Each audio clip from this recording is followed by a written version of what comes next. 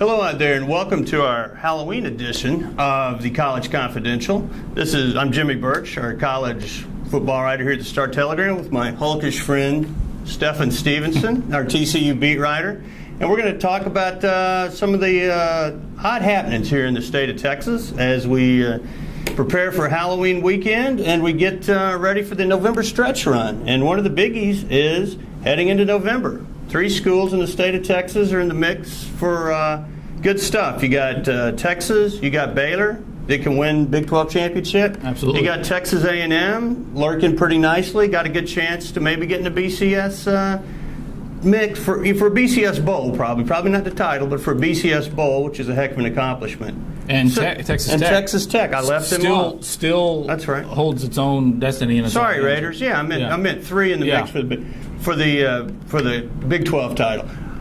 So at this point, who's done the best coaching job in the state of Texas, college football wise? It really is a tough one because you got to be blown away by what Cliff Kingsbury's done at Texas Tech in his first season as a head coach. Absolutely. They're 7-1, and still could beat Baylor or and win the Big 12.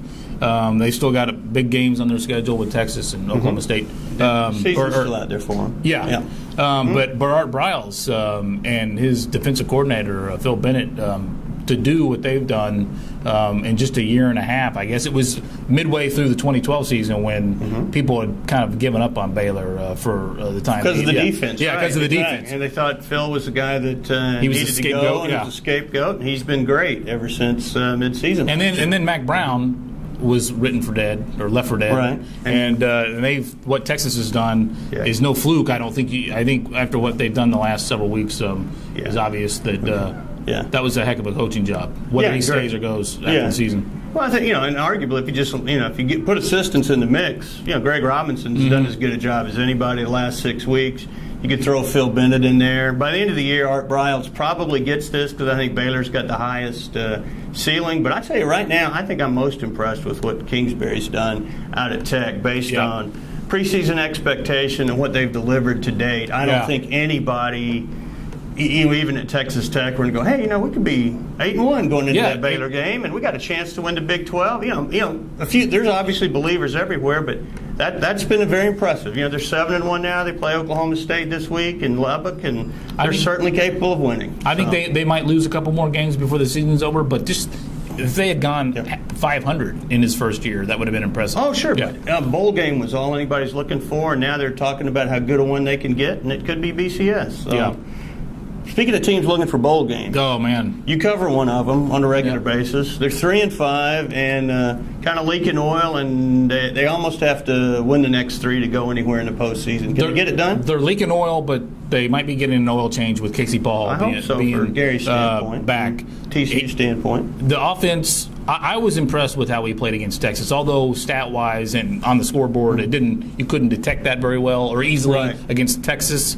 But with him running the offense, it just opens it up. It gives them more options. Receivers have to catch the ball. The offensive line has to play better. Everybody who watched TCU knows that.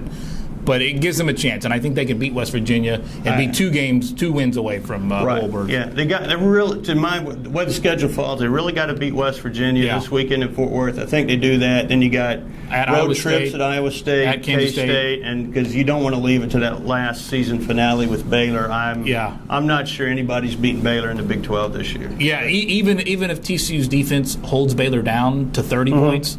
TCU can't score 30 points. That's the perfect. Yeah, it's. I'm not sure TCU can score enough to beat Baylor. And I'm not sure anyone else in the Big 12 can either. All right, you got. We're going to have one more undefeated team take a loss this weekend when Florida State and Miami meet. Baylor's our one lone undefeated. By the end of the season, could Baylor be the only undefeated team left in college football? Man, I think it's very possible. Although Oregon, I don't see them losing. But as far in these parts, I think about